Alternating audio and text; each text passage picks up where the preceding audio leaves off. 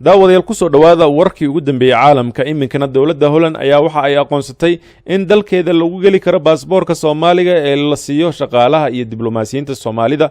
Safiirka Soomaaliya u fadhiya Midowga Yurub Danjire Cali Saciid Faqi ayaa shaaca ka qaaday in dawladda Holland ay si rasmi ah u aqoonsatay in dalkeeda lagu geli karo baasaboorka Soomaaliga gaar ahaan kan shaqaalaha iyo kan diblomaasiyiinta. Waxaan aad ugu faraxsanahay inaan idinla wadaago in dawladda Netherlands ay aqoonsatay baasaboorka diblomaasiga iyo kuwa Surface-ka laga bilaabo May 15keeda 2019 baasaboorka la aqoonsaday waxaa looga soo bilaabay kuwa la bixiyo 2014 ayuu safiirka bartiisa ku qoray. Talaabadan ayaa qayb ka ah dadaalada wasaaradda arrimaha dibadda Soomaaliya ugu jirto sidii loo xoojin lahaa xiriirka diblomaasiyadda ay Soomaaliya ay la leedahay dalalka caalamka. dhanka kaleeto xildhibaan Cabdirashiid Maxamed Xidig oo kamid ah musharaxiinta Jubbaland ayaa sharaxaad dheeraad ah ka bixiyay qarax dhawaan laga soo saaray meel ku dhow hoyga uu ka degan yahay magaalada Kismaayo. xildhibaanka ayaa sheegay in xogta qaraxa ay hayeen maalmo ka hor isla markaana ay ka hortageen, balse waxaa mas'uuliyiin ka tirsan maamulka Jubbaland ku eedeeyay inay ka dambeeyeen. xildhibaanka ayaa ku eedeeyay madaxtooyada Jubbaland in laga soo abaabulo qorshe la doonayay in lagu dilo isaga, wuxuuna si gaar ah ku eedeeyay mas'uuliyiinta ammaanka ee madaxtooyada Jubbaland, si gaar ah taliyaasha ciidamada ilaalada madaxtooyada Jubbaland oo lagu magacaabo Yaxbul iyo ayuu sheegay in gaari uu ku qaatay miinada, taasina ay shaki gelisay. waxaana uu sheegay in qorshahaasi uu ahaa shirqool la doonayay in lagu dilo. waxaa jira walaac badan oo musharaxiinta Jubbaland ay ka qabaan dhanka ammaanka iyo hanaanka madaxweynaha Jubbaland oo qorsheynaya in ay u dhacdo xulashada baarlamaanka iyo doorashada madaxweynaha.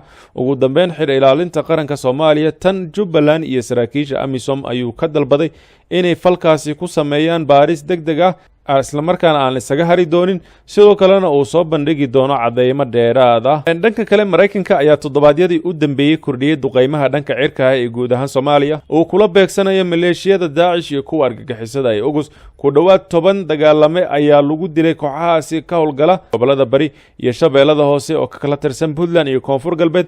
taliska Mareykanka ee Afrika waa kan kaliya ee faahfaahinta duqeymahaasi si wanaagsan ugu soo bandhiga bulshada, iyaga oo marinaya war-saxaafadeed sadaro ka mid ah aanan waxba laga bedelin. balse sanadihii ugu dambeeyay waxaa ku soo kordhay bayaanada erey bixinno cusub, taasi oo su'aalo iyo tuhunba ay geliyeen qaar ka mid ah dadka ka faalooda arrimaha ammaanka ee ku nool Soomaaliya iyo caalamka. ereygaasi ayaa wuxuu ahaa degrade, halka ay joojiyeen adeegsiga ereyga defeat oo ay kolkii hore u isticmaali jireen ciwaanka war-saxaafadeedka lagu soo bandhigo khasaaraha gulufyada cirka ah.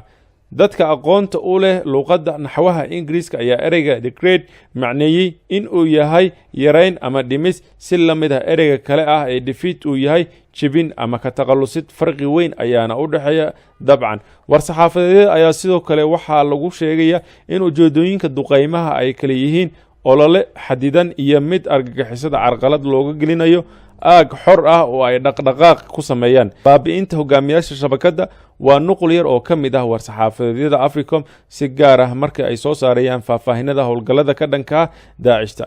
isaga oo la hadlayay guddiga ciidamada ee aqalka sare, taliyaasha Africom Thomas Wolfos waxa uu si cad u qeexay in duqeymaha ay ugu talagaleen ku taageerida dowladda Soomaaliya ee ka saaridda waddanka. Wolfos ayaa sidoo kale intaasi raaciyay in hadafka duqeymaha uu yahay in dowladda dib u hanato goobahaasi ay ururkaasi argagixisada qabsatay, wuxuuse meesha ka saaray in ahmiyadda kuwa tahay jibinta kooxdaasi. aqritaankii duqeymahaasi maalin ma jibin karaa ururka argagixisada, balse waxa ay yihiin kuwa dowladda iyo ciidamada soo koraya ee Soomaaliya ku xaqiijin karaan amniga dalkooda, ayuu xusay.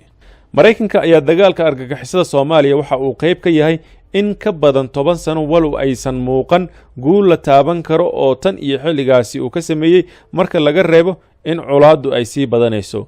waanu ognahay in duqeymaha ka dhanka ah ururka argagixisada ay sababaan dhibaatooyin, waanu ognahay in niyad jab abuuraan. taasi waa su'aal u furan si xad ah, ayuu hoosta ka xariiqay. inkastoo ay jiraan howlgallada Mareykanka ah, Al-Shabaab oo si wax ku ool ay u joogsatay xagjirnimadeeda ayaa maamusha tuulooyinka baadiyaha ee bartamaha iyo koonfurta waddanka, waxayna halis ku tahay magaalooyinka.